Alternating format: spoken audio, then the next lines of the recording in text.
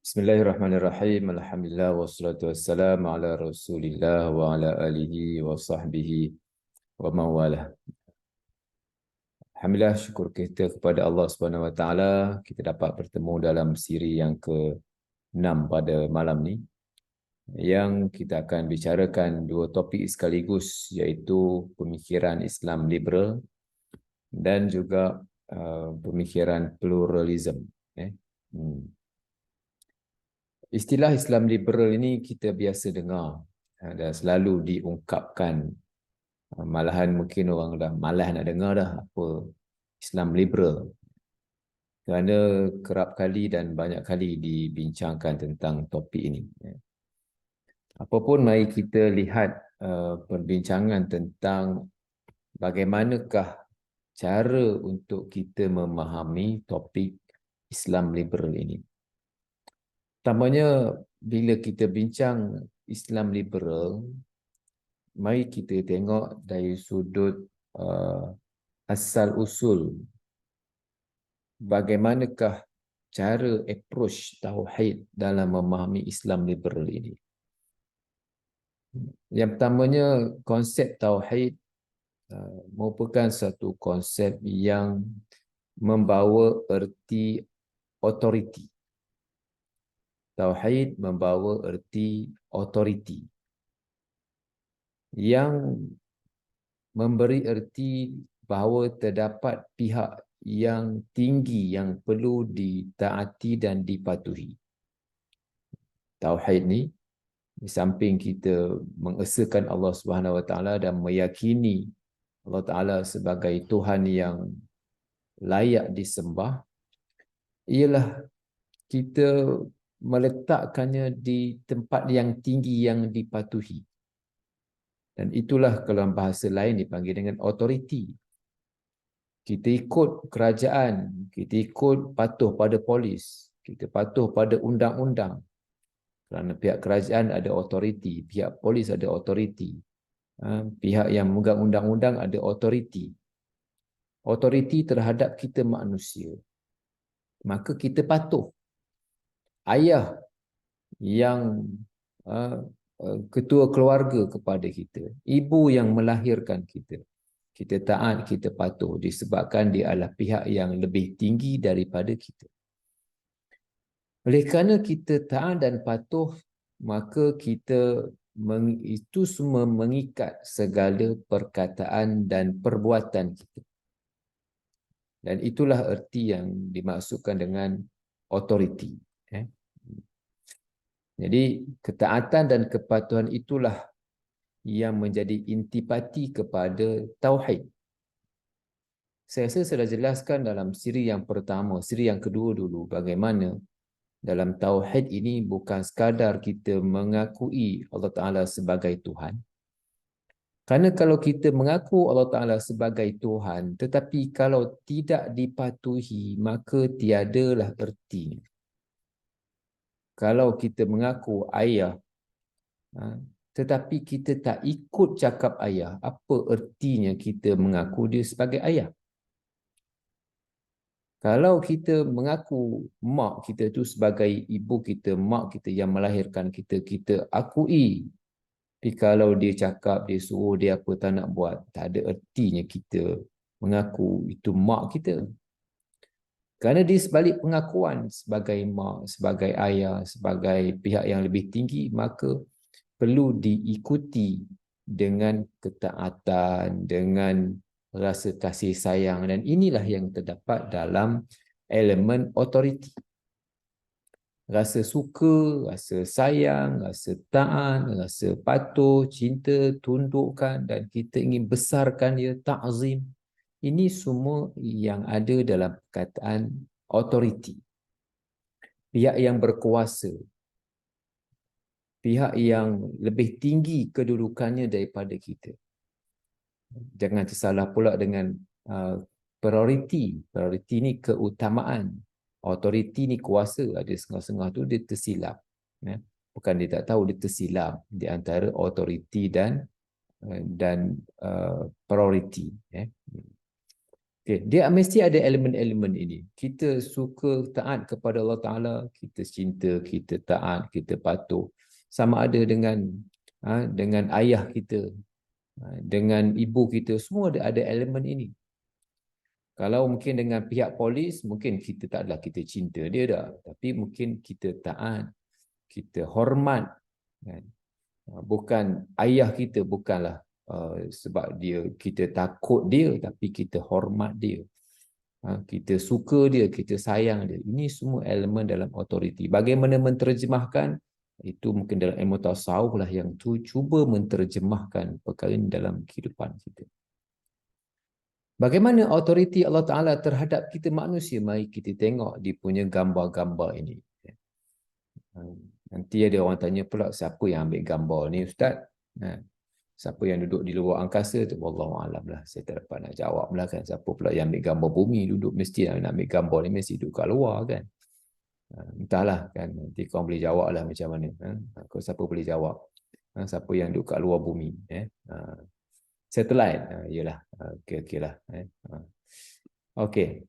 Bila kita tengok gambar ni, gambar ni kita tengok, kita dapati inilah bumi.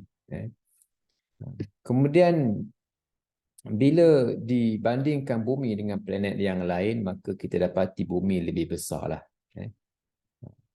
Tapi bila kita compare lagi dengan bentuk planet-planet yang lain, di manakah bumi? Bumi dah makin kecil. Planet lain makin besar. Kemudian bila kita tengok lagi, mana yang lebih besar? Di antara bumi dengan matahari, bumi lebih kecil. Matahari lebih besar. Macam mana ukuran-ukurannya? Allahualam.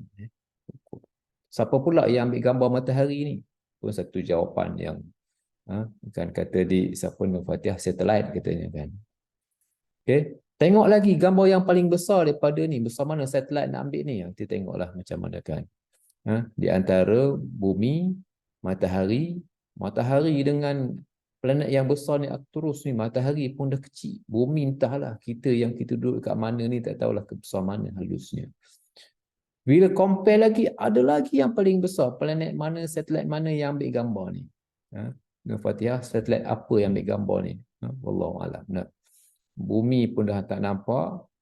Matahari pun dah sangat kecil. Planet yang cukup besar yang menggambarkan besarnya dan hebatnya yang mengurus alam dunia yang cukup besar inilah. Wallahualam macam mana pengukurannya, tapi nak ceritanya Allah Ta'ala lagi hebat dan lagi power, lagi berkuasa dalam menguruskan alam. Dan tentulah dalam alam yang semakin besar dan kita yang semakin kecil ini, seharusnya untuk kita tunduk dan patuh kepada Allah Subhanahu Wa Taala. Dan di sini timbulnya autoriti, menuntut kepatuhan, ketaatan, penghormatan, kasih sayang daripada manusia, yang kita ikut Quran, ikut hadis, ikut ijma', ikut qiyas, dan inilah maknanya kita mengikut agama. Ringkasnya, bila kita sebut Islam, kita sebut tauhid, dia mengikat segala tindakan kita yang menyebabkan kita taat dan patuh kepada perintah Allah Subhanahu Wa Taala. Namun apabila berlakunya yang disebut sebagai Islam liberal, nanti orang tanya pula kan, bila sebut Islam liberal ini, di manakah, kenapakah ada Islam dan ada liberal? Islam liberal. Kenapa Islam tu liberal? Kenapa liberal tu dikait pula dengan Islam? Kan Islam tu Islam, liberal tu liberal. Jadi jawapannya boleh kita contohkan kepada duit palsu. Duit palsu ni adakah dia duit? Adakah ni duit? Duit palsu adakah dia duit? Hadis palsu, ada hadis asli, ada hadis palsu. Adakah hadis itu dah palsu? Kenapa nak panggil hadis? Sudah dia duit, kenapa dia palsu? Palsu ni duit ke ataupun bukan duit? Di sinilah untuk kita faham bahawa duit palsu ni dia bukan duit. Dia bukan duit yang diiktiraf, yang yang diterima oleh bank negara, yang digunakan sebagai mata wang, tak diterima. Kenapa? Kerana palsu. Tapi siapa kau panggil duit? Sebab dia serupa dengan duit. Dia hampir serupa dengan duit yang sebenar. Hadis palsu. Hadis ke? Dia bukan hadis.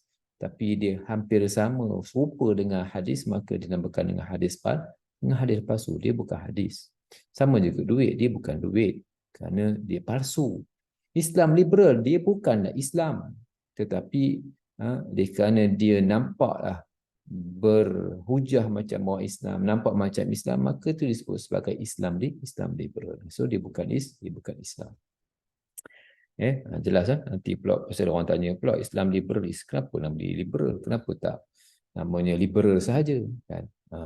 Boleh ke kita namakan liberalism? Iaitu bermakna bebas, berfikiran luas, terbuka, tidak rigid, tidak ketat. Itu asal liberal lah. Tapi kalau dari sudut perbincangan kita pada hari ini, ialah dia merupakan satu pemikiran yang menumpukan kepada kekuatan yang ada pada individu. Kekuatan yang ada pada individu, kerana individu ini mempunyai keupayaan, mempunyai kehebatan, tak bodoh lah. Dulu mungkin dikatakan bahawa orang dulu ni bodoh. Orang dulu ni bodoh, maksudnya orang dulu ni mungkin tak pandai sains, mungkin bengong, mungkin tak reti, kan. Sekarang ni semua orang dah masuk universiti, dah pandai, dah baca, dah boleh berbahasa lebih daripada 1-2 bahasa, macam-macam. So bila dah boleh macam-macam ni, maka tak perlulah nak banyak-banyak lagi, kan. Tak perlulah nak paksa-paksa orang lagi, kan. Jadi sebab itu bila kita sebut tentang Islam liberal, maka dia membawa erti kebebasan yang bermula daripada keupayaan yang ada pada individu. Keupayaan yang ada pada individu, yang individu ni sudah hebat. Kerana dia hebat, maka dia tak perlu dipaksa-paksa. Dia perlu pandangannya dia dihormati. Dia bebas untuk bersuara, bebas untuk bertindak. Tak boleh dipaksa-paksa. Ikut suka dia nak menganut apa, nak buat apa, nak apa. Tak boleh diganggu, tak boleh dipaksa. Ini liberalism. Yang liberalism ni hampir sama dengan individualism. Individualism. Individualism ni bermaksud apabila keupayaan itu maknanya individu itu sudah hebat. Contohlah, orang dulu mungkin tak faham apa yang dimaksudkan dengan kilat, dengan guruh masalah. Mereka tak faham maksud. Kenapa mereka tak faham? Mungkin mereka tak mendalami sains, tak tahu tentang sains. Maka bila berlakunya guruh, pandangan mereka ini adalah dewa, ini ada hantu ni marah, ini adalah macam-macam lah perkara khurafat, tafsiran-tafsiran yang tafsiran itu tafsiran yang tidak bertepatan dengan realiti. Jadi bila mereka belajar sains, guruh sebabnya begini. Kenapa guruh lambat, kilat cepat? Kerana perjalanan cahaya lebih cepat daripada perjalanan bunyi. Mereka dah faham, dah reti. Bila orang dah reti, dah pandai, dah ramai dapat PhD, dah ramai dapat doktor, dah ramai dah berpendidikan, maka tak perlu dipaksa-paksa. Inilah yang menjadi suatu masalah kepada manusia lah. Okey. Seterusnya, what is Islam liberal? What is liberalism? So kata John Stuart Mill, dia kata people understand their own business. Mereka tahu apa yang mereka buat. Their own interest, apa yang mereka, kepentingan mereka better, lebih baik.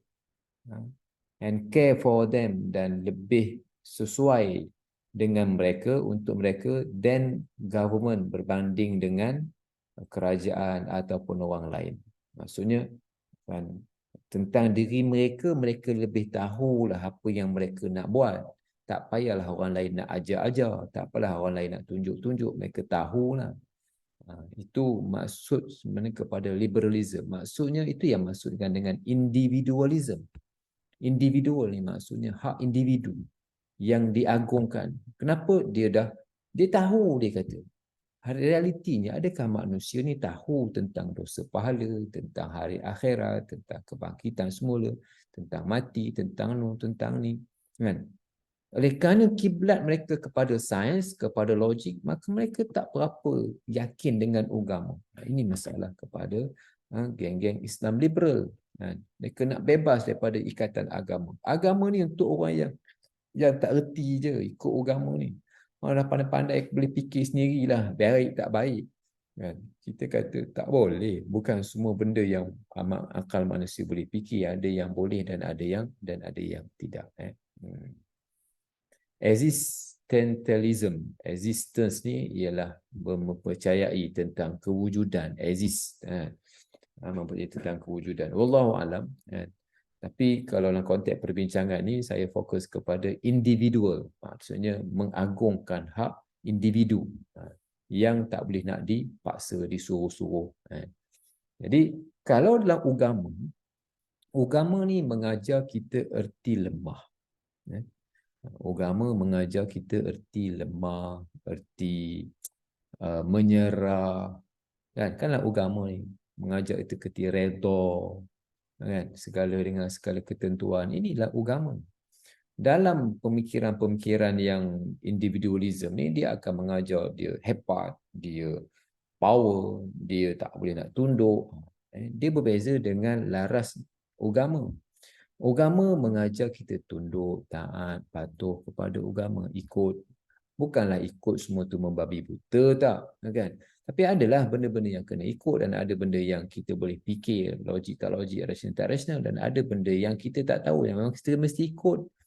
Kan? Mana boleh kita fikir hari kiamat macam mana apa akan berlaku, mana ada pernah manusia akan melalui hari kiamat lagi. Melainkan kita bergantung kepada berita, kepada maklumat daripada Tuhan, kepada kitab. Okey.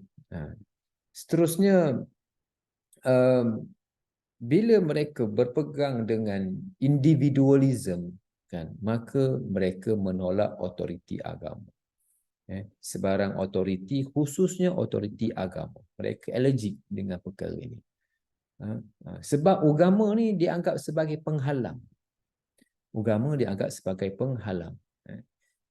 Sedangkan mereka mahu mempunyai orang yang bebas berpendapat.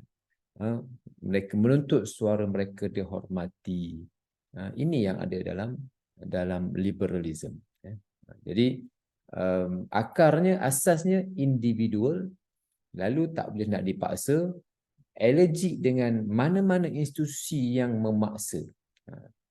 Dia mungkin dengan undang-undang tu kurang sikit, sebab undang-undang, kalau undang-undang barat, undang-undang ni mereka mungkin boleh terima lah, kan?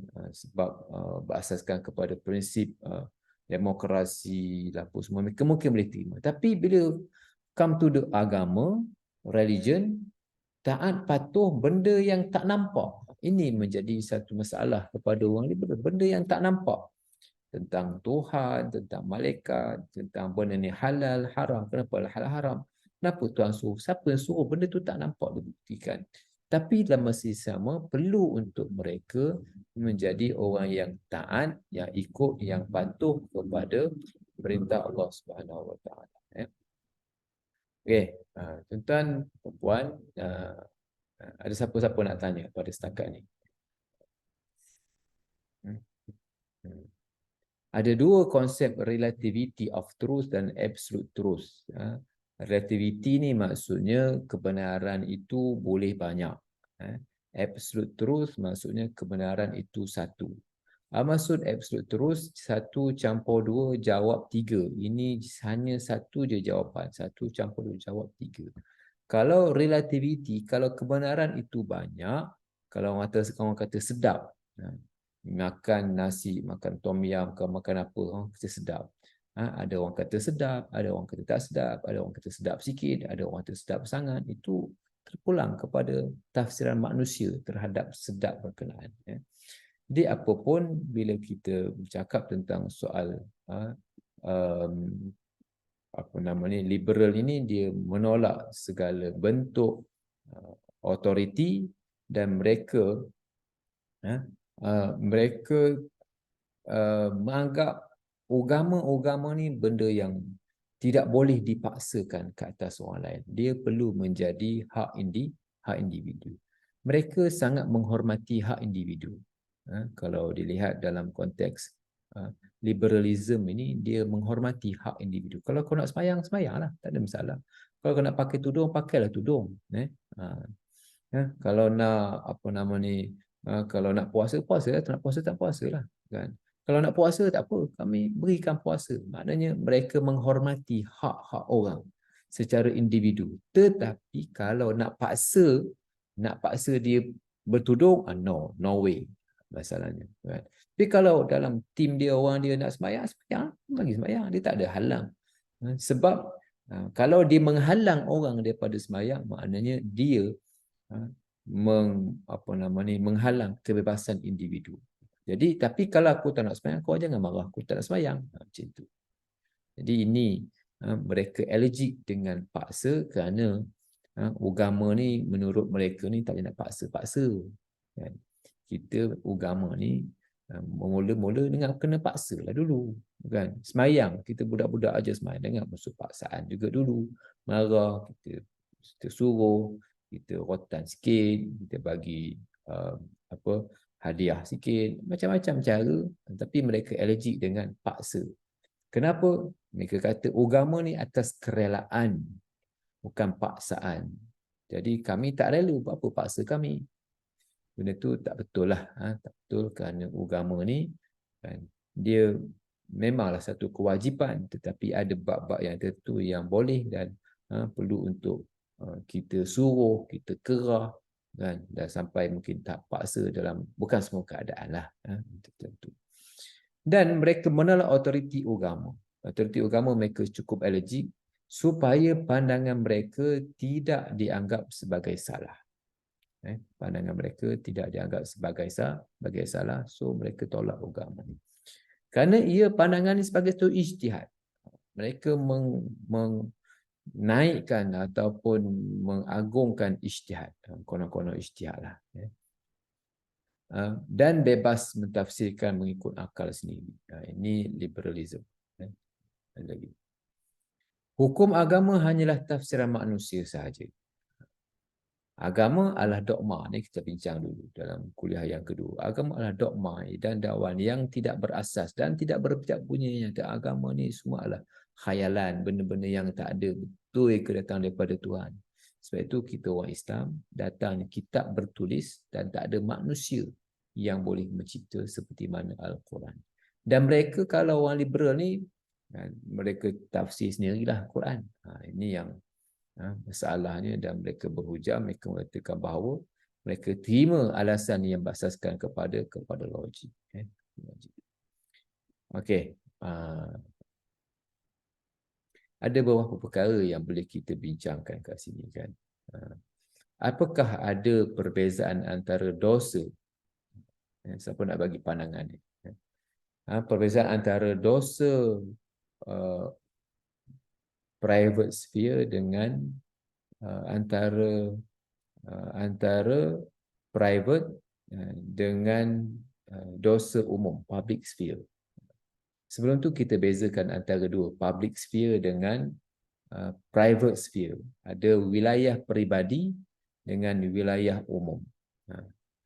Antara dosa dengan jenayah. Siapa nak komen sikit tentang perkara ini? Soalan yang pertama ni. Silakan, saya nak komen sikit.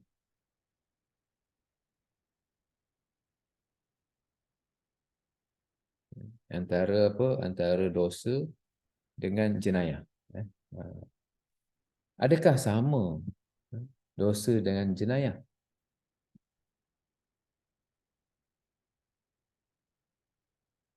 Adakah sama dosa dengan jenayah? Ada seorang jenayah boleh menyebabkan dosa. Adakah sama dosa dengan jenayah? Tapi mereka membezakan antara dosa dengan jenayah. Assalamualaikum. Ya, Dosa tu tafsiran dia kalau bagi saya lah dia adalah berkaitan kita dengan agama. Maksudnya agama, tiap-tiap agama tu yang menetapkan benda tu salah, dosa, benda tu betul, baik, pahala.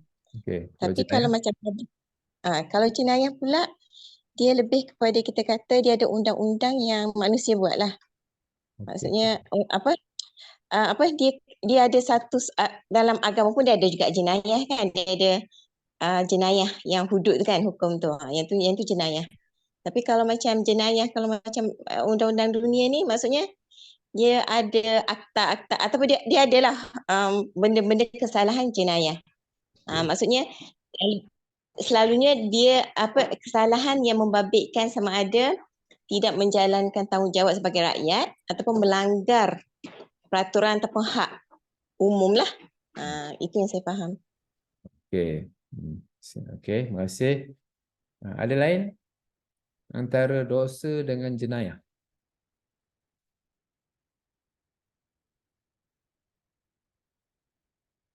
Okey, ni Hazma. Ada pula tanya, ada beza ke? Ha, eh. Okey, Syarifuddin, dosa akibat jenayah, akibat kesambalasan pelakuan jenayah. Dosa individu, dia ada hukuman dunia. Jenayah ada hukuman dunia. Hukuman akhirat tak ada ke? Dosa-dosa besar banyak kali jenayah umum. Dosa khusus untuk orang Islam, jenayah untuk semua melakukan jenayah. Okey. Perkara yang jenayah biasanya dia melibatkan hak orang lain. Dia i'tidak 'alal ghair, maksudnya dia menzalimi orang lain, dia mengambil hak orang lain, dia menyusahkan orang lain, dia tidak menjalankan tanggungjawabnya sehingga mengabaikan hak orang lain. Itu mungkin jenayah. Dia ambil harta orang, dia mencuri. Ini bukan sekadar tadi sebut dalam akta, dalam agama pun tak boleh. Dalam agama pun tak boleh. Perkara tersebut dihalang oleh agama, tetapi dalam undang-undang diundang-undangkan supaya dikuatkuasakan kerana dia merupakan suatu larangan atau pencegahan yang melibatkan hak orang lain. Ini jenayah. Adapun dosa dia adalah perkara yang bersifat peribadi. Yang bersifat peribadi. Jenayah datang daripada agama pun jenayah juga. Dan tak semestinya kepada hudud. Kepada ta'zir juga melibatkan dia sebagai suatu jenayah. Boleh dikaitkan dengan jenayah. Yang mungkin tak sampai ke tahap hudud. Tetapi bawah daripada hudud tu dipanggil dengan ta'zir. Mencuri tak cukup syarat, jenayah juga. Mencuri cukup syarat sampai kena potong tangan, jenayah juga. Jadi jenayah ni ialah perlakuan yang mengganggu ataupun mengabaikan hak orang lain. Adapun dosa dia adalah hubungan manusia dengan Tuhan. Hubungan manusia dengan Tuhan. Yang kita tak nampaklah ni perkara dosa. Perkara jenayah juga dosa. Bukanlah mana jenayah tak dosa tak. Perkara jenayah juga dosa. Tetapi adalah satu kesalahan antara dia dengan Tuhan. Antara dia dengan Tuhan. Maka dia adalah purely dosa yang dia tidak melibatkan hak orang lain. Tapi walau macam mana pun sekiranya dia dosa tu membunuh diri sendiri, na'udzubillah, maka dia juga dianggap sebagai satu jenayah terhadap dirinya sebab dia melakukan kezaliman terhadap dirinya pada perkara yang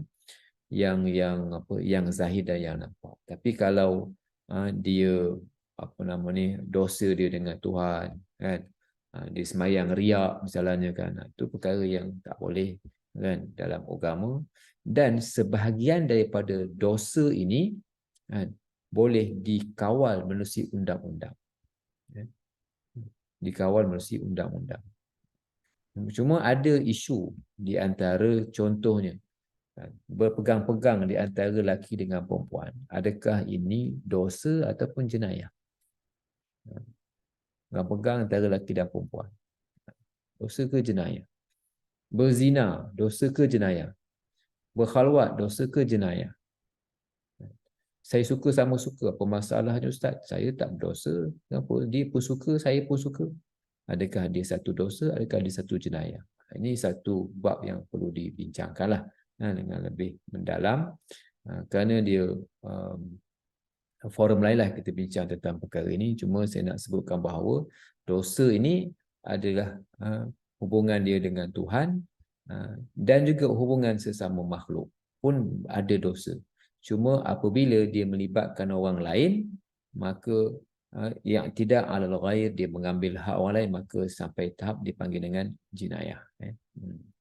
Secara umumnya begitulah tentang pendetilan ni, apakah ini termasuk dalam jenayah, ini termasuk dalam dosa. Tapi ringkasnya, apa yang Tuhan kata tak boleh, contohnya tak semayang Jumaat, contohnya tak berpuasa. Puasa ni adalah amalan peribadi. Kalau dia tak berpuasa, kan, dia makan seorang-seorang, maka dia berdosa dengan Tuhan. Apakah dia boleh ditangkap? Boleh ditangkap sekiranya dia makan di tengah-tengah khalayak ramai. Itu mungkin jadi satu isu lah.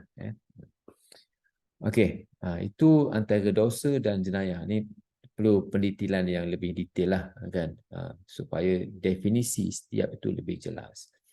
Maka berkait dengan definisi itu juga ada dipanggil dengan public sphere dan private sphere. Private sphere adalah perkara peribadi. Jenayah adalah perkara umum, kan? Jenayah umum. Public sphere, private sphere adalah perkara peribadi. Ini pun satu hal juga, satu hal juga yang perlu untuk dilihat daripada perbincangan apa nama ni, liberalism ni. Dia akan bincangkan ini umum. Saya nak minum arak, ini adalah dosa saya tak ganggu orang lain. Saya tak ganggu orang lain. Ini apa nama ni, ikut suka saya lah, kan. So tak boleh lah semua nak ikut suka saya, kan. Adakah ini satu jenayah, kan? Dia pakai seluar yang sangat-sangat pendek. Orang perempuan pakai seluar yang sangat-sangat pendek, kan. Saya tak tahulah nak bayangkan macam mana dia pakai spender ke, ataupun dia pakai seluar yang sangat-sangat pendek. So saya tak ganggu orang lain, dia kata. Izak, adakah ini dosa, adakah ini satu jenayah, kan? So ini perbincangan yang perlu, bahawa ada perkara dosa yang perlu diambil tindakan menerusi undang-undang. Takkanlah pakai yang sampai tak sopan begitu, kan? Adakah perlu undang-undang? Maka adalah undang-undang yang mengawal supaya, kan, kita mempunyai behavior yang betul, kan. Termasuklah juga macam orang yang berkhalwat, kan. Jadi ini semua perbincangan dalam perbincangan liberalism. Okey.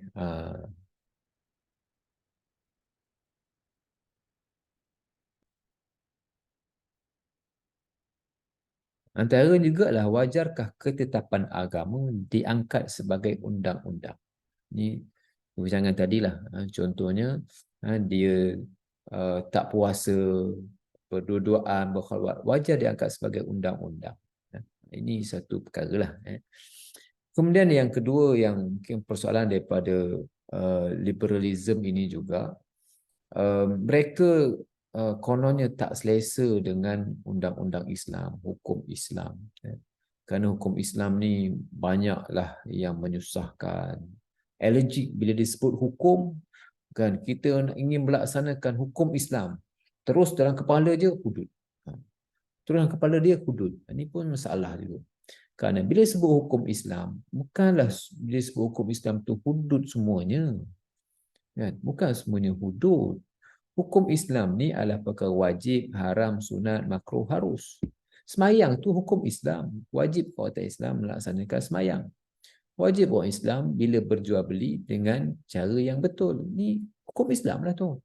Kita melaksanakan hukum Islam. Kita nak pastikan supaya orang Islam semayang, orang Islam puasa, orang Islam zakat, orang Islam bermuamalah cara yang betul. Dan salah satunya adalah tentang hudud. Memanglah hudud tu satu, kata di almarhum Tun Gapar Baba, dia kata 1.1%, sikit sangatnya, memanglah sedikit, tapi dia termasuk dalam hukum Islam. Janganlah dia sebut hukum Islam tu hudud terus. Tak, kan? Hukum Islam ni dipanggil dengan Islamic law. Dalam bahasa Arab hukum, kan? Ataupun dalam bahasa undang-undang dipanggil dengan hukuk. Hukum. Jadi Islamic law ni undang-undang Islam, semayang, puasa, kan, yang melibatkan wajib, sunat, haram, makruh, itulah hukum. Bacalah usul fiqh, dia akan sebutnya adalah perkara yang hukum. Okey. So orang kadang-kadang macam allergic dengan hukum Islam. Sebenarnya banyak hukum Islam telah digunakan sepenuhnya.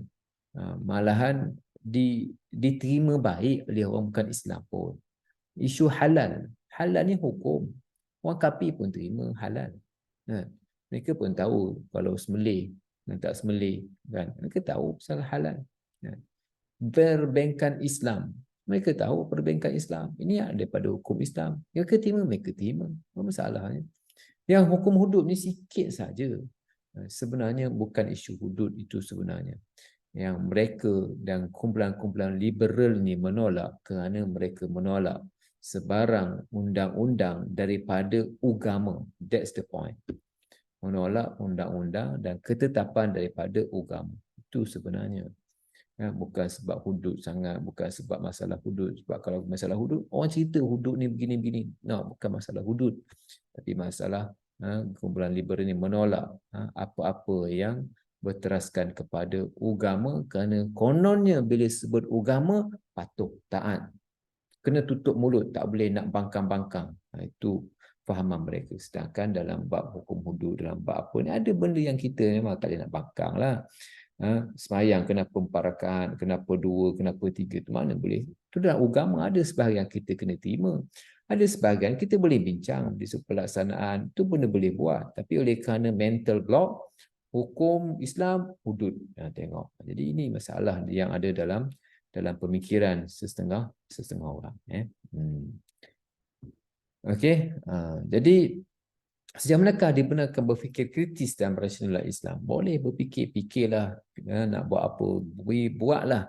Asalkan tidak bertentangan dengan prinsip-prinsip yang jelas dalam agama, dan Islam ni bukanlah mengongkong.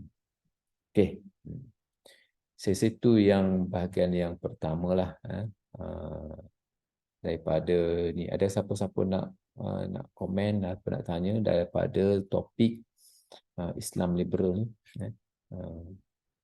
Sebelum kita pergi kepada topik seterusnya, iaitu pluralism. Boleh nak tanya tak? Okay, sila. Macam ni. Adalah orang yang cakap, kenapa nak adjust undang-undang, sedangkan dekat Malaysia ni kita dah ada takzir. Kenapa nak kena adjust lagi kan? Dia cakap macam tu. Adjust apa tu? Saya jadi macam pening pula.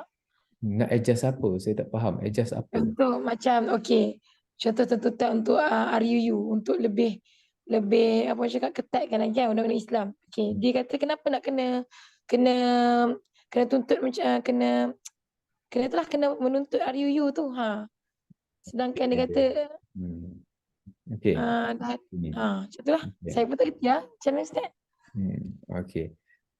RUU, apa itu RUU? Itu satu topik lah. RUU ni rang undang-undang.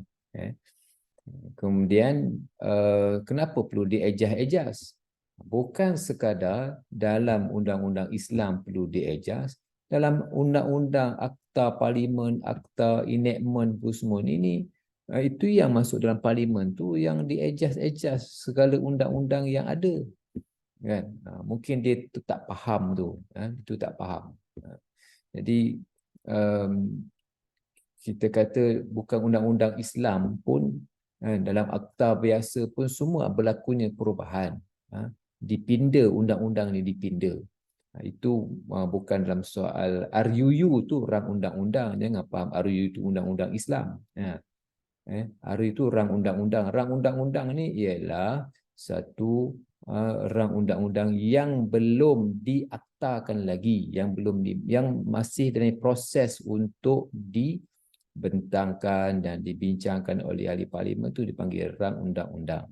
Bila dah diluluskan apa semua, maka dia menjadi akta. Sama ada akta itu akta baru ataupun pindaan terhadap akta yang sedia ada, tambahan ataupun pengurangan dalam akta yang sedia ada.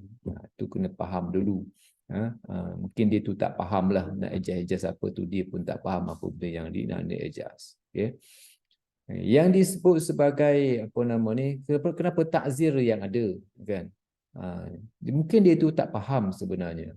Takzir ni adalah yang kita bercakap tentang kuasa yang ada pada mahkamah syariah.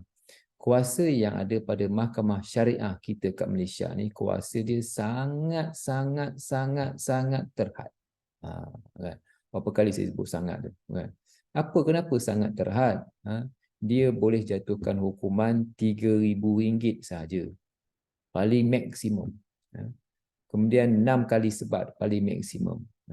Dan 6 bulan, 3, 5, 6.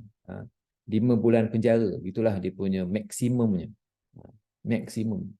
Undang-undang yang ada pada mahkamah syariah. Mahkamah syariah yang paling tinggi kat Malaysia, itulah maksimumnya. Mahkamah sivil, mahkamah yang sivil ni, yang paling rendah lebih tinggi daripada mahkamah syariah yang paling tinggi. Itulah yang awak nak ubah. Itu yang nak diubahnya. Supaya diberikan kuasa yang lebih tinggi kepada mahkamah syariah. Itulah sebab nak adjust tu dekat dia, kan? Jadi kalau tak reti, tak faham, tapi kita taklah cakap kau tak reti, tak faham, nanti dia marah kita pula, kan? Tapi kita bagi penjelasan apa sebenarnya yang nak diubah, dan apa yang di-adjust, kat mana yang di-adjust, kat mana yang nak dikekalkan. Itu kena fahamlah dia punya asas perbincangan. Okey. RUU 355 tu adalah undang-undang yang berkaitan dengan kuasa mahkamah syariah. Yang tu yang nak diubah tu, yang tu yang nak disebut tentang RUU. Kalau diubah kuasa mahkamah syariah tu lebih tinggi, barulah kita boleh letakkan hukuman. Nak berapa nak kena, itu barulah boleh letak hukuman. Tapi kalau kuasanya setakat itu sahaja, kan, tak boleh nak sembang apalah, sebab kuasanya hanya RM3,000 sahaja, kan. Mahkamah sivil berjuta-juta boleh menjatuhkan hukuman. Kalau mahkamah syariah boleh maksimum, tak ada dihukum sebagai maksimum. Dia akan letaklah, kan, 1,500, gitulah dia punya cara undang-undang. Letaklah 1,000, dia tak sampai maksimum 3,000, dia akan letaklah 2,000. Macam tu dia punya proses. Okey. Okay, terima kasih Ustaz. Okey. Seterusnya kita bincang pula tentang pluralism. Pluralism. Pluralism ni maksudnya, plural maksudnya ramai. Plural maksudnya ramai. Plurality maksudnya kemajmukan. Kan apa nama ni, singular dengan plural, kan, kalau bahasa Inggeris. Kalau satu, kan, glass, kalau ada banyak glasses, kan, plural tu adalah ramai, majmuk. Plurality ialah kemajmukan. Kalau pluralism ialah satu kefahaman yang menyamaratakan antara semua pihak. Pluralism. Dan kenapa disamarata? Sebab yang ramai-ramai ni tadi, dia berada pada satu tahap sahaja, sama rata sahaja. Ini maksud pluralism. Kemajmukan bukan sekadar kemajmukan. Bila sebut lism itu memahami majmuk, ramai, tapi ramai yang dia punya levelnya sama sahaja. Okey, itu dipanggil dengan beza plural, plurality, pluralism. Bila masuk pluralisme agama, dia fokus terus kepada agama.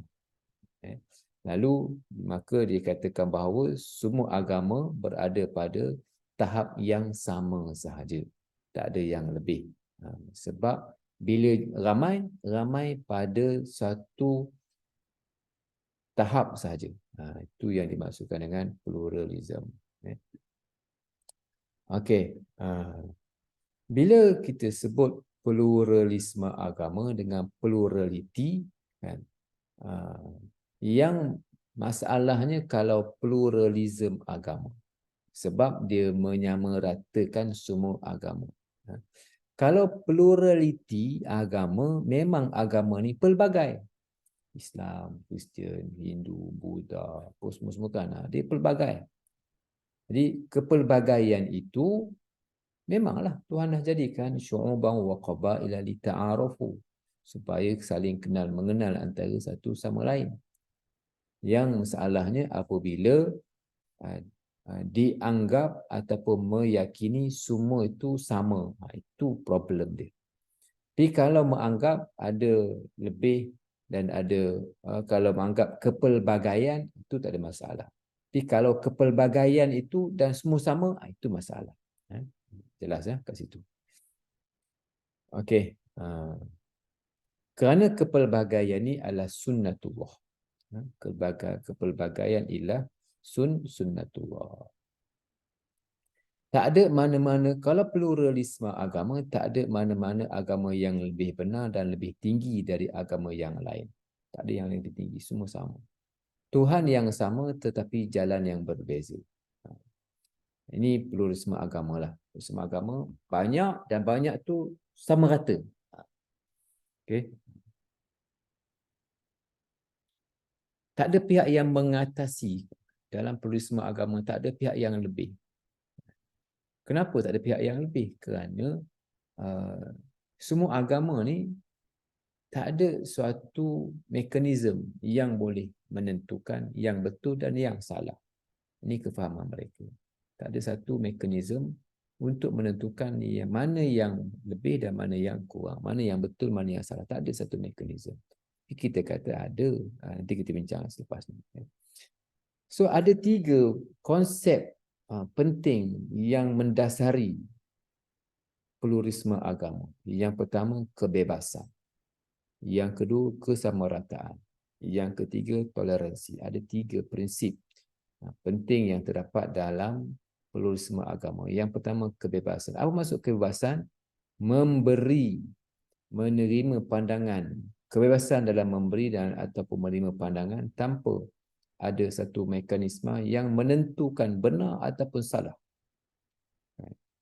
Kita guna Quran lah untuk menentukan yang betul dan yang salah, tapi mereka tak ada mekanisme itu. Kita guna Quran, kita guna hadis, kan, untuk yang menentukan betul ataupun salah. Dan kita dah bincangkan satu hari dalam siri yang kedua tu hari, kan, kebebasan. Tapi mereka bebas dan tak ada yang betul, tak ada yang salah. Itu mereka punya ni lah. Yang kedua, kesamarataan. Tanpa ada kelebihan pada mana-mana pihak. Sama rata, sama. Kita kata mana sama. Tapi mereka berpandangan sama. Yang ketiga, ada toleransi. Kenapa? Kerana mereka tidak memaksa orang lain boleh menerima pandangan mereka, dan mereka pun tak memaksa orang lain. Saya tak paksa korang tak ada nak paksa. Kita tolerate, kita boleh kautim lah. Gitu istilahnya kan, toleransi. So ini satu perkara yang tak diterima lah. Tak diterima kerana kebebasan kita tak menerima kebebasan yang sebegitu. Kesamarataan tidak, kita ada yang boleh menentukan yang betul dan yang salah. Toleransi ada bab yang boleh toleransi. Tak boleh menggunakan lakum dinukum waliyadin, no, kan? Agama kamu, agama aku. Tak. Bukan berarti kita mengiktiraf agama dia, tidak. Lakum dinukum waliyadin tak boleh ditafsirkan seperti itu. Kadang-kadang orang salah tafsir. Lakum dinukum waliyadin, kamu agama kamu, aku agama aku. Apa maksudnya? Ikut sukalah. No, tak boleh kena ikut suka. Kan? Di situ adalah unsur dakwah kat situ, kan? Dalam memahami konteks hubungan antara orang Islam dan bukan Islam. Lakum dinukum waliyadin tu kan, ayat tu turun maksudnya lantak korang lah, kau nak sembah apa pun lantaklah kan. Bukan dalam maksud tak apalah korang aku agama aku, kita masing-masing lah, dengan maksud kalau dengan maksud pluralisme agama, no, itu bukan ayat yang membenarkan pandangan pluralisme agama. Sebab ada yang menggunakan ayat itu kan. So apa dakwaan golongan pluralism ini? Satu Tuhan banyak jalan, kita kata. Satu Tuhan banyak jalan. Nak pergi ke Kuala Lumpur kan, boleh ikut sini, boleh ikut highway, boleh ikut suka, boleh ikut duka, boleh ikut plus, boleh ikut boleh ikut best raya kan. Itu kalau kat Kuala Lumpur lah kan. Ini bukan jalan raya kan. Nak boleh disamakan jalan ini bukan jalan raya, ini Tuhan. Nak jumpa dengan Tuhan kena ikut apa yang Tuhan sebut, cara yang Tuhan sebut, bukan mengikut suka kan. Dakwaan satu Tuhan banyak jalan ni tak betul kan. Mereka kata dakwaan semua orang buat baik dan orang yang buat baik ini akan mendapat balasan. Ya, orang yang buat baik mendapat balasan, tapi bukan semua orang buat baik dapat balasan. Contohnya kalau kita pergi kerja kat kedai kan, dia bukan employee kita, saya tak gajikan dia buat-buat ikut suka saya lah, nak tolong ataupun tak tolong, nak bagi duit ataupun tak bagi duit, siapa kau buat sini kan. Itu kalau dekat kedai kan. Kalau kerja askar pula kan, kita pula nak tolong polis, nak dia tak bagi kan. Jadi bukan semua, bukan tak boleh menggunakan semua orang buat baik akan mendapat balasan. No. Ada yang buat baik tapi tak kena cara, tak kena dia punya SOP-nya, tak boleh. Yang ketiga, mereka mendakwa tak ada mana-mana yang lebih benar. Ada mekanisme. Quran lah yang boleh, sebab Quran ini ayat yang lebih tinggi daripada manusia, kerana tak ada manusia yang membuat Quran. Quran lah yang boleh menentukan yang betul dan yang salah. Mereka tak terima, memanglah mereka tak terima kan. Tapi kita kata kita ada mekanisme yang menentukan yang salah. Kalau diberikan kepada manusia nak menentukan betul yang salah, memang tak selesai. Jadi yang keempat ialah tidak ada pihak yang boleh menentukan kebenaran ataupun kesalahan pihak lain. So kita kata kita kembali kepada Quran lah. Quran lah yang boleh menentukan yang betul dan yang salah. Daripada asas Quran itulah menjadi asas untuk mahkamah syariah menentukan yang betul dan yang salah. Tapi inilah antara dakwaan mereka yang mengatakan bahawa agama ni sama dan tak ada mana yang betul dan mana yang betul dan yang salah. Okey.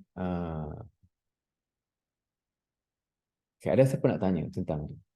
Saya berhenti sekejap. Kalau ada siapa-siapa nak tanya, kita dah sejam. Dah kat sejam lah ni. Sejam lah. Inilah, doktor nak tanya boleh? Sila. Apa perbezaan antara Islam liberal dengan Islam moderate? Jadi boleh ke sebenarnya kita ni ambil fahaman Islam moderate tu? Islam moderate dengan Islam liberal. Islam liberal, kita dah bincangkan tadi. Islam moderate adalah Islam sederhana. Islam sederhana ni dia apa orang panggil, satu istilah yang cuba untuk menyederhanakan semangat orang Islam. Yang ni saya akan bincang khusus dalam tajuk yang ke-8 nanti. Saya tak jawab sini panjang sebab saya akan jawab khusus dalam bab fokus pada Islam moderate ini. Saya akan jawab khusus dalam topik yang ke-8 nanti, insyaAllah. Boleh tunggu topik yang ke-8, saya akan jawab khusus tentang Islam moderate. Okey, ada lain? Satu slide khusus panjang, saya akan huraikan Islam moderate, radicalism, nanti kat situ. Okey, ada lain nak ditanya?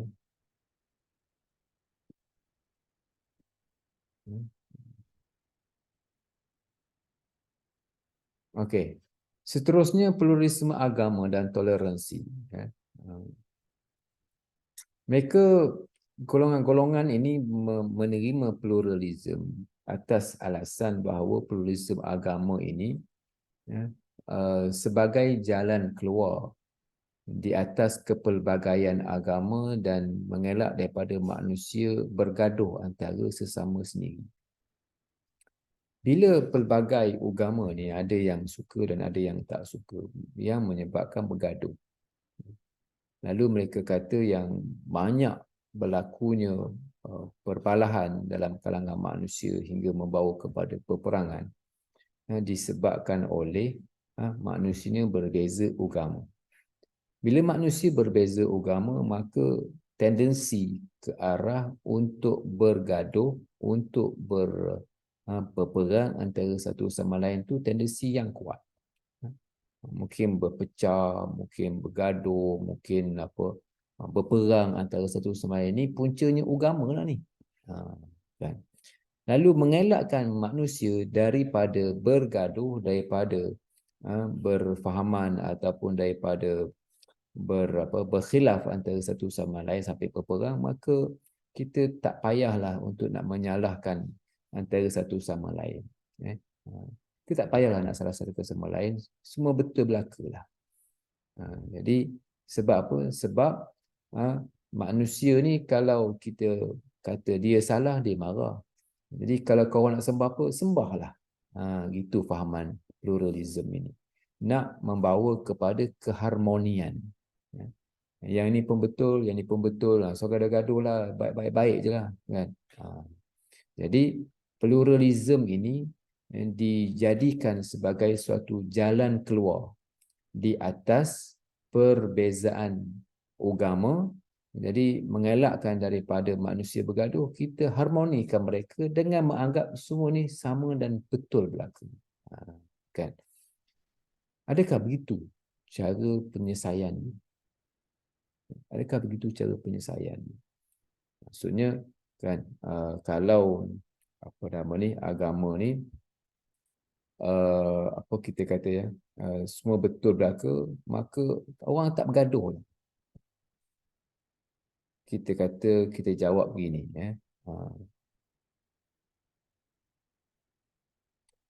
kita jawab begini, kalaulah orang yang apa nama ni, tak ada agama pun manusia bergaduh juga. Tak ada agama pun manusia bergaduh juga. Disebabkan oleh kuasa, disebabkan oleh pengaruh politik, disebabkan oleh ekonomi nak menguasai orang lain, maka manusia pun bergaduh juga. Disebabkan oleh pengaruh-pengaruh ini. Tapi kita pergi kepada agama, dan agama ni adalah misi hidup manusia. Sebab itu kita ikut agama, sebab kita bukan sekadar nak makan, nak minum, nak hidup, tapi misi kita orang Islam, wa ma khalaqtul jinna wal ins illa liya'budun, untuk menyembah Tuhan. Menyembah Tuhan, Tuhan yang betul lah. Kalau Tuhan yang salah, mati, kan? Mati confirm masuk neraka. Maka atas asas itulah kita mendakwah orang lain, mengajak orang lain kepada kebenaran. Dan inilah tugas kita orang Islam. Okey. Jadi agama yang dianggap sebagai punca perpecahan kerana menganggap dakwanya agama dia yang betul, mereka cuba selesaikan dengan pluralisme agama. Kita jawab, kita kata tidak. Manusia ni kalau tak ada agama pun dia tetap akan bergaduh. Yang kedua, kita jawab, kita kata misi hidup manusia ni bukan sekadar nak hidup. Kan? Kalau sekadar nak hidup, jadi macam binatang lah nak hidup. Tapi misi hidup manusia nak membawa misi datang daripada Tuhan. Sebab itu kita ada Quran yang menjelaskan daripada mana kita datang, apa kita kena buat dan ke mana kita nak pergi. Ini semua dijawab oleh agama. Kalau orang yang tak ikut perintah agama, maka dianggap sebagai sesat, kafir, syirik dan sebagainya. Maka kita berusaha untuk mengajak mereka kepada kebaikan dengan cara kita, dengan cara yang paling baik, dengan hikmah, mujadalah dan sebagainya. Okey. saya jawab sikit apa yang ini kan. Toleransi itu mungkin tolak ansur lah kot. Syarifuddin, toleransi itu tolak beransur-ansur. Dah tolak beransur-ansur. Itu dibimbangilah atas nama toleransi. Hak kita sebagai orang Islam makin lama makin lebur, makin lama makin lebur atas nama toleransi. Ini pun susah juga. Selamat Hari Agama Sedunia. Selamat Hari Agama Sedunia.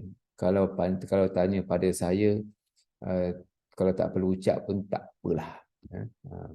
Tapi kalau dalam keadaan-keadaan yang tertentu, kalau ada keperluan yang mendesak, khususnya apabila kita berada di negara yang majoriti orang bukan Islam dan kitalah sangat minoriti, kita terpaksa survive dalam keadaan itu, itulah cerita. Tapi kalau kita bebas, kalau kat Malaysia ni, kan, kita taklah perlu untuk nak mengucapkan Selamat Hari Agama Sedunia. Kan? Hari apa yang mereka angkat sebagai Hari Agama Sedunia ni? Wallahualam, saya pun tak cek, nanti boleh search dalam Google lah. Hari Agama Sedunia, bagaimana asal usulnya. Pluralisme agama berkembang kat Malaysia. Jadi bila apa buktinya kan? Buktinya apabila kita nak bercakap agama, kita rasa macam tak strong kita nak cakap agama. Sebab nak menjaga hati. Perlu untuk menjaga hati ni, perlu. Tapi bila kita terlalu sangat menjaga hati, bererti kita tak kuat. Kita tak kuat. Dan kita perlu, bukanlah kita nak paksa orang bukan Islam, tak kan. Kita perlu bebas untuk nak mengikut agama, tapi kita tak mahu ada sekiranya orang bukan Islam yang yang berani nak mentafsirkan ayat Quran, yang mentafsirkan ni, manakah orang Islamnya kan. Itu kalau mereka tafsir yang betul. Kalau mereka yang bukan-bukan, jadi payah nanti. So kita tak nak mereka masuk campur dalam agama kita. Lepas tu kita ikut cakap dia pula. Haru kan. Ini satu benda yang tak kena lah. Tak kena bagi saya, benda tu yang tak kena sangat. Pluralism berkembang. Kemudian Rusnani. Maksud saya pluralism ni macam ni. Pluralism ni dia cenderung ke arah mengiktiraf kebenaran agama lain. Bila mengiktiraf kebenaran agama lain, at the end mungkin dia boleh membawa kepada syirik, sebab agama ni pun betul, agama ni pun betul, ni pun betul, ni pun betul. Dia mungkin dia boleh membawa kepada syirik sebab dia menerima semua agama. Tapi apapun semua ni tak dibenarkan oleh agama. Pluralism ni mengiktiraf kepelbagaian agama tak dibenarkan oleh Islam. Kerana Islam agama bersifat tauhid, satu sahaja kebenaran dan Tuhan adalah satu sahaja.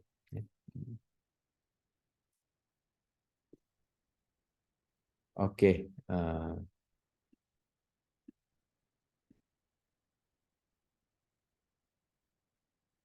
Islam menolak pluralism ini kan kerana tak sama konsep ketuhanan. Tak sama tentang konsep ketuhanan. Apa maksud tak sama tentang konsep ketuhanan?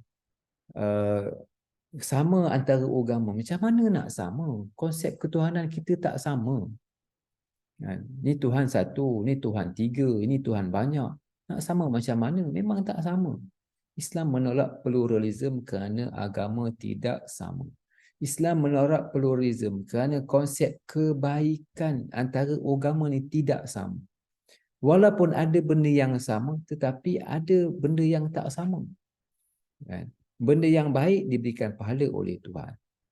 Apa contoh kebaikan yang tidak sama? Contohnya, contoh yang saya bagi ialah antara zakat dengan riba kan.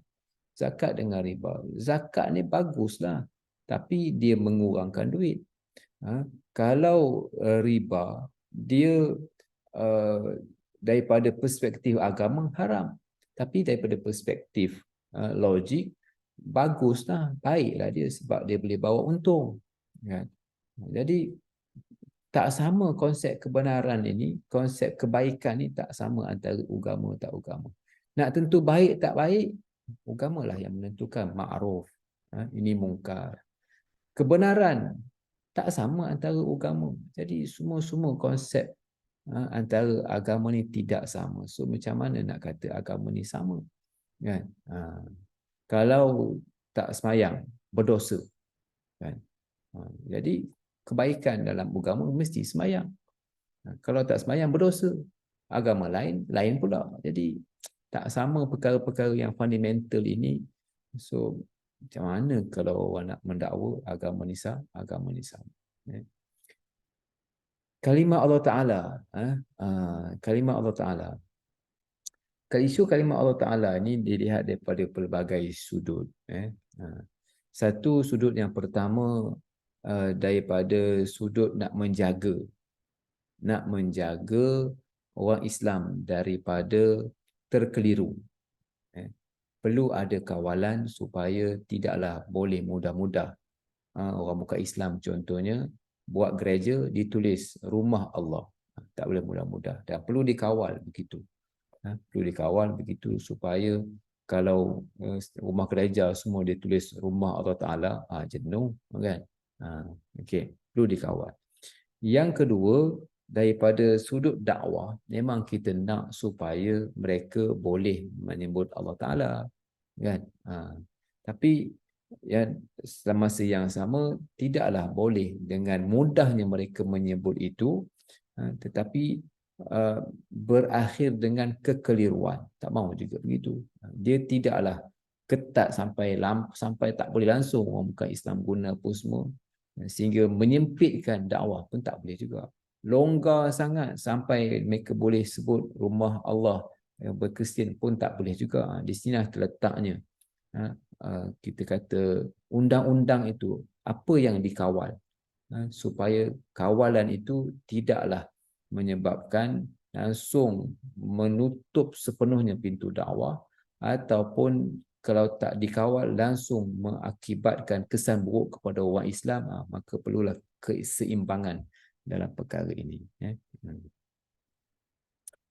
Okey, seterusnya. Boleh ya? Seterusnya, Islam bukan agama yang ekstrim. Okey. Bila kita sebut Islamlah sahaja agama yang betul, bukan bermakna kita ni ekstrim. Saya nak jelaskan yang berkait dengan apa yang ditanya oleh Siti Aisyah Sanib tadi kan, tentang Islam moderate tak moderate kan. Islam ni bukan agama yang ekstrim. Kenapa bukan agama yang ekstrim? Bila masa boleh berlakunya ekstrim?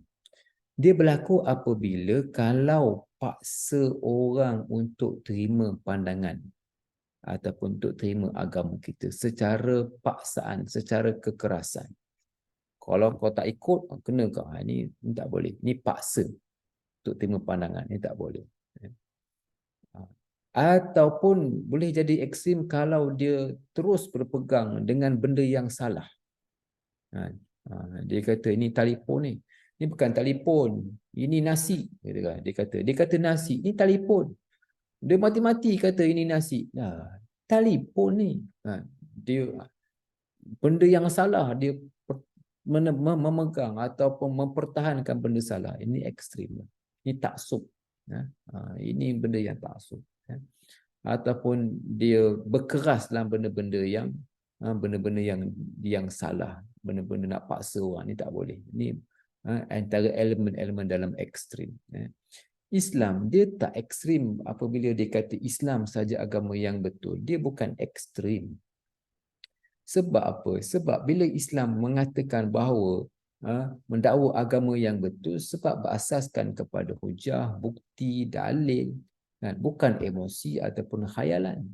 Kalau saya kata ini adalah telefon, ini adalah handphone. Kalau orang kata bukan, tak, saya bermati-matian saya akan kata ini handphone. Takkan saya kata ini nasi. Kan? Apabila saya mengatakan bahawa ini handphone, kan? Adakah saya ekstrim? Adakah saya ekstrim? Saya kata ini handphone ni. Kan? Saya bukan ekstrim. Sebab benda betul. Apa bukti? Ini betul lah. Ini telefon ni. Dia cakap ni telefon. Kan? Cumanya, kalaulah orang paksa saya. Saya tak paksalah orang nak so ikut sepenuhnya, tapi saya akan mengatakan bahawa ini adalah handphone. Jadi kalau saya bercakap sedemikian, bukan bermakna saya ekstrim. Sebab agama lain yang tidak berjejak, yang bercanggah dengan konsep kebenaran ni, Hindu, Buddha dan sebagainya, maka kita kata ini sesat. Kan? Kalau korang kata ini bukan handphone, ini adalah nasi, ini adalah ayam, jadi sesatlah. Kan? Bukan bermakna saya seorang yang ekstrim. Nampak tak? Kadang-kadang orang salah, dia cuba nak trap kita. Dia kata Islam ekstrim, dia anggap dia saja yang betul. Yalah, kita anggap kita betul kerana ada bukti. Kalaulah korang berkata ini handphone, alah dia seorang aja betul, dia anggap betul lah handphone. Akan logik benda tu bakal begitu, kan? Jadi sebab itu benda ni perlu dilihat dengan kacamata yang jelas supaya kita dapat menjawab tohmahan yang menganggap bahawa Islam ni adalah ekstrim. No, Islam bukan ekstrim. Islam menerima kepelbagaian, tapi walaupun Islam menerima kepelbagaian, tetapi Islam menganggap agama Islam agama yang betul bukan sebab emosi, tapi ada hujah, tapi ada dalil, tapi boleh kita berdebat, boleh kita berhujah tentang perkara ini. Begitu dia punya laras bagaimana memahami bila disebut Islam adalah agama yang satu-satunya agama yang diterima di sisi Allah Subhanahu Wa Taala. Tapi bila orang yang berpegang kepada pluralism, maka tak adalah dakwah. Kenapa tak ada dakwah? Nak dakwah apa? Nak dakwah apa? Sebab semua betul belaka. Ni pun betul, ni pun betul, ni pun betul. Nak dakwah apa? Dakwah bila kita menganggap ataupun berkeyakinan, bukan anggap lagi, berkeyakinan Islamlah satu-satunya agama yang betul. Bila kita berkeyakinan Islam satu-satunya agama yang betul, maka keyakinan itulah keyakinan yang firm dalam hati, dan apabila orang tak masuk Islam, berarti dia berada dalam agama yang salah. Dia beragama yang salah, kita menyampaikan mesej Islam kepada dia, ajak dia kepada Islam. Kalau dia tak terima, kita nak macam mana? Sebab Islam tak paksa orang memeluk Islam. Itulah keterbukaan yang terdapat dalam Islam. Islam tu ekstrim. Dia cakap Islam tu ekstrim. Bukan Islam ekstrim. Islam adalah rasional. Kalau korang tak nak terima, tak apalah. Tapi Islam akan mengatakan bahawa dia agama yang betul. Dan mereka pun akan mengatakan mereka itu tak kisahlah. Ikutlah masing-masing. Tapi kita ada hujah kita, ada bukti kita, nak berdebat, nak berdialog, mari kita buktikan. Itu prinsip Islam yang menjelaskan tentang pluralism dan dakwah. Jadi pluralism agama ni berarti membunuh dakwah dan menghalang tauhid. Saya tinggalkan yang ni. Okey, ini dah sudah. Okey, ini satu lagi. Yang terakhir ialah kalau kau pergi ataupun search dalam Google tentang pluralism agama yang kat Malaysia ni adalah, tapi yang lebih teruk tak ada kawalan terus ialah di antaranya di UAE. Mereka promote religious pluralism. Orang Islam berbuka di gereja di rumah ibadat agama Sing. Apa nama rumah ibadat agama Sing? Apa nama dia? Kuil bukan? Kuil lah. Kuil lah tu. Gurudwara. Jadi mereka membuka ataupun serve berbuka puasa kepada orang Islam atas nama pluralisme agama.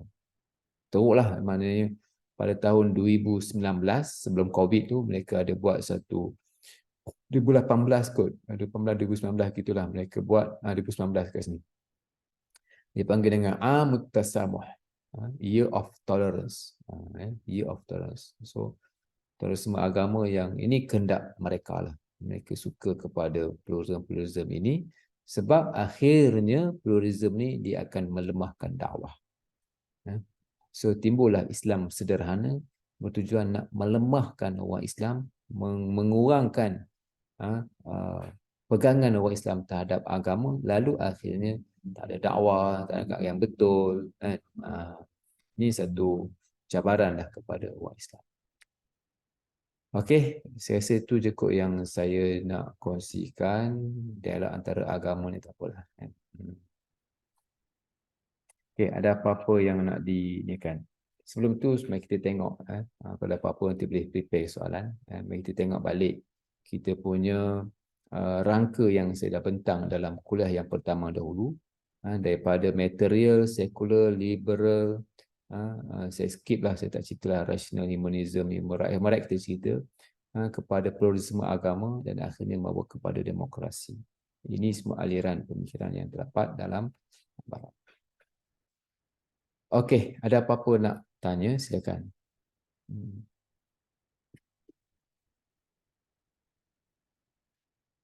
Anything, question?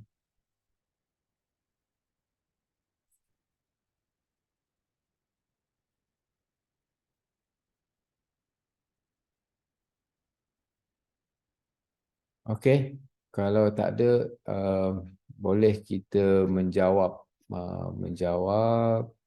soalan. Adalah kita bagi oleh-oleh sikit. Soal selidik pula. Ada apa nama ni? Soalan kuis. Soalan kuis yang boleh dijawab di dalam grup. Dalam grup.